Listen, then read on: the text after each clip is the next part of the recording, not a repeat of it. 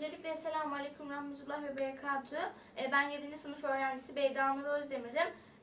Yaklaşık 1,5 seneden beridir okula örtüyle gidip geliyorum ve birçok soruna maruz kaldım. Sürgün, kınama ve tutanak cezaları aldım. Okul değişikliğine uğradım. Bugün 8 Mart Dünya Kadınlar Günü. Türkiye'nin birçok yerinde kadınlar haklarını ve özgürlüklerini istiyorlar. O zaman ben buradan önce Cumhurbaşkanı'na, sonra Başbakan'a ve Milli Eğitim Bakanı'na, ondan sonra da tüm Türkiye'ye sesleniyorum. Madem bugün Dünya Kadınlar Günü, o zaman ben artık sorun yaşamamak, sürgün edilmemek istiyorum. Ve madem bugün Dünya Kadınlar Günü, küçük kızlara yapılan bu zulmün bir son bulmasını istiyorum. Evet. Selanur Şimşek 7. sınıfa gidiyorum. 1,5 senedir başörtümle okumaktayım. Fakat buna izin vermiyorlar.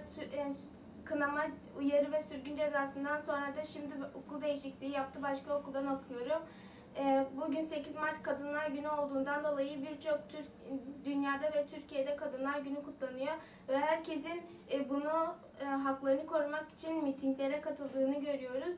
Biz de buradan Milli Eğitim Bakanı'na, Başkan'a ve Cumhurbaşkanı'na sesleniyoruz.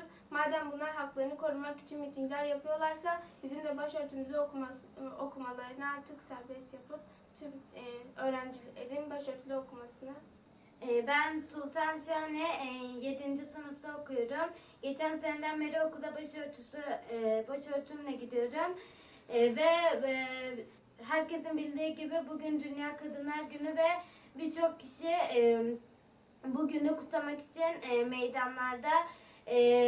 Peki bizim gibi küçük kızlar sırf okula başörtüsü, dininin gereği olarak başörtüsüyle gitmek istiyorlar.